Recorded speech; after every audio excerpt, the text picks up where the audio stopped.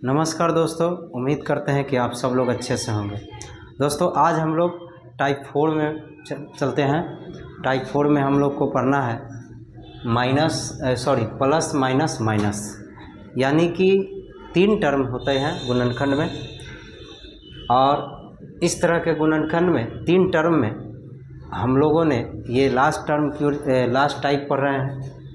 इसमें पहला प्लस में और उसके बाद 2 माइनस में होते हैं। इससे पहले मैंने 3 टाइप में बताए हैं और सभी को अलग अलग टाइप में बहुत अच्छे से बताए हैं। जिन बच्चों को नहीं समझ में आता है आप कमेंट कीजिएगा, एक और वीडियो फिर से बनेगा आपके लिए, कोई दिक्कत नहीं है, ठीक है। और चलिए अब इसको हम लोग समझते हैं। देखिए, सबसे पहले आपको समझना रहता है ये टारगेट को पकड़ना। क्या लाना है? तो लाना ये है कि एक्स स्क्वायर को गुना कर देंगे 18 से, -18 से, तो -18 एक्स स्क्वायर हो जाएगा। अब हम लोगों को -18 एक्स स्क्वायर लाना है। कैसे लाना होगा ध्यान से समझना है कि हमको ये घटा कर क्या आना चाहिए, माइनस में 3x आना चाहिए। तो ये जो देख रहे हैं पहले 2 टाइप था वो अंदर में ही लाना था। जो बच्चे पहला वीडियो ये देख रहे हैं डायरेक्ट टाइप 4 देख रहे हैं, उनको थोड़ा कम समझ में आएगा। बेसिक से लेकर ये टाइप 4 आप देख लीजिए, यहाँ तक आपको ज़िंदगी में कभी प्रॉब्लम नहीं होगा, ठीक है। तो देखिए इसमें हम लोग को करना क्या है कि लास्ट का 2 टाइप है, इसमें एडवांस है, इसको बाहर सोचना पड़ेगा। यानी कि जो संख्या यहाँ 3x दिया है इसके बाहर सोचना है। बाहर क्या है? अब आपको 18 एक्स स्क्वायर लाना है। आप 3x को अलग करके तो नहीं 18 ला सकते हैं, मतलब इसको बाहर जाना पड़ेगा। तो ये तो मैंने कंफर्म बता दिया कि आपको 3 जो दिया है उससे बाहर सोचना है। आज तक आपको कोई टीचर बताया नहीं होगा और ये यूट्यूब के इतिहास में मैं पहला बता रहा हूँ कि इस तरह हर एक अंक को टारगेट के थ्रू आपको दिमाग को सीमित करके बता रहा हूँ, ताकि किसी भी गुणनखंड को आपको किसी तरह का देता है तो आप बना सकते हैं। देखिए 3x के बाहर सोचना है, यानी 4x सोचना है और 1x घटा देंगे तो 3x आ जाएगा। उसके बाद फिर -5x सोचना है, प्लस 2x जोड़ देते हैं तो उसमें -3x आ जाता है। 10x माइनस में लिखेंगे, उसमें से 7x प्लस कर देंगे तो 3x आएगा। 8x माइनस में लिखेंगे और 5x उसमें जोड़ देंगे तो कितना आ जाएगा? -3x आएगा। इस तरह से सोचना है। लेकिन आपको ये भी सोचना है कि गुना करके क्या लाना है? -18 एक्स स्क्वायर लाना है। यहाँ जो हम किए ये भी सोचना है, यानी कि दोनों शर्त को पूरा करना है, दोनों कंडीशन को पूरा करना है। तो देखिए इस तरह के सवाल में हम लोग को थोड़ा सा समय देना पड़ता है। हम लोगों को -3x लाना है, तो यहाँ 6x माइनस में और 3x प्लस में लिखेंगे तो घटाने के बाद क्या आ जाएगा? -3x। और इसी को हम लोग गुना कर देंगे, ये तो -3x आ ही जाता है, और इसी को गुना करा देंगे तो क्या आ जाएगा? -6 × 18 और x में x स्क्वायर।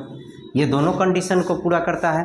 तो आपको ऐसे सोचना है कि दोनों कंडीशन को पूरा करें, वरना इससे पहले भी मैंने बताया है कि -18 एक्स स्क्वायर प्लस 6x और -3x लिख कर भी ला सकते हैं। लेकिन 6x में से 3x घटाएंगे तो प्लस में 3x आएगा। तो ये कंडीशन हमारे लिए सही नहीं है, क्योंकि माइनस में 3x लाना है, यानी कि ये दोनों सही है, ठीक है। तो हम लोगों को ये सोचना ज़रूरी है। तो सॉल्व क्या करते हैं? एक्स स्क्वायर, इसको 6x लिखेंगे और प्लस में 3x लिखेंगे और 18। अब क्या देख रहे हैं? ये दोनों में यहाँ संख्या नहीं है, यहाँ है, और यहाँ x है 2 गो, यहाँ 1 है, तो एक x कॉमन ले लेते हैं तो 1 x बच जाएगा, यहाँ -6 बच जाएगा, ठीक है। अब सवाल नंबर क्या है? टर्म नंबर 2 है। दूसरा टर्म में क्या देख रहे हैं? यहाँ x है, यहाँ नहीं है, बट यहाँ 3 है तो यहाँ 18 है। तो 18 जो है 3 के टेबल में आता है, 3 × 6 = 18, तो 3 कॉमन ले लेते हैं तो x - 6। अब दोनों डब्बा सेम, तो वही बात जो पहले हम लोग करते थे। ये हो गया आपका सवाल नंबर 2 है, और ये आखिरी है इस टाइप का। इसको ध्यान से समझिए।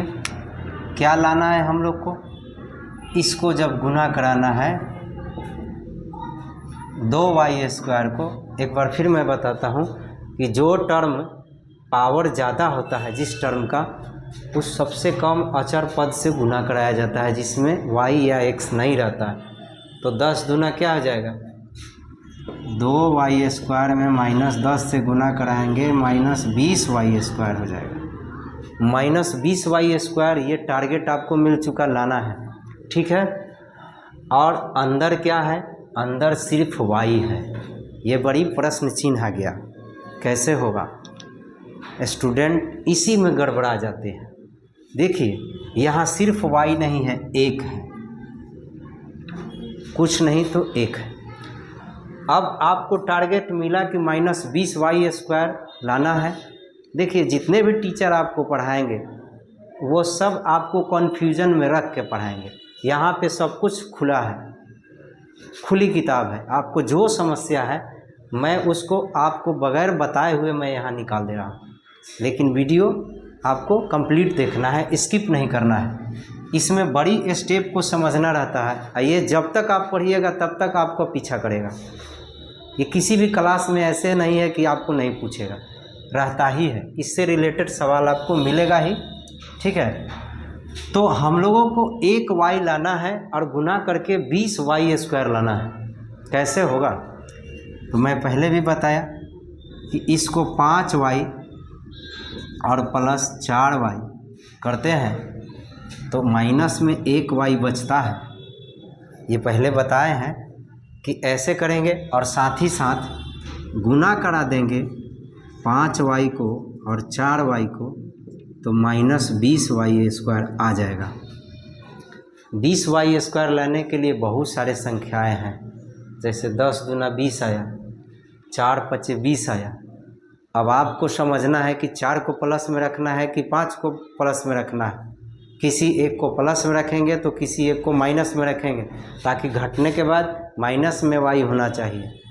तो यहाँ पे हम 5 को माइनस में रखे हैं और 4 को प्लस में रखे हैं, इसलिए कि घटने के बाद माइनस में बचना चाहिए और दोनों कंडीशन पूरा होना चाहिए, वरना -20 जो लाना है वो 5y या -4y को भी गुना करा करके लाया जा सकता है, लेकिन 5y और 4y को घटाएंगे जब 5y में से 4y को, तो 1y प्लस में बचेगा। मैं जितने भी सवाल बताया सब मैं इस तरह से करके बताते आ रहा हूँ कि दोनों कंडीशन पूरा होना चाहिए। क्या ये दोनों कंडीशन पूरा करता है? नहीं, क्योंकि यहाँ माइनस में y है और यहाँ किस में आ रहा है, प्लस में। 20y² तो आ रहा है लेकिन प्लस में y आ रहा है, और यहाँ पे क्या आ रहा है, 20y² माइनस में भी आ रहा है और घटाने के बाद माइनस में 1y बच भी रहा है, इसलिए ये सही है और ये गलत है, ठीक है। तो चलिए इसी को हम लोग करते हैं। क्या लिखेंगे यहाँ, 2y² और यहाँ पे लिखेंगे 5y माइनस में और 4y प्लस में और -10।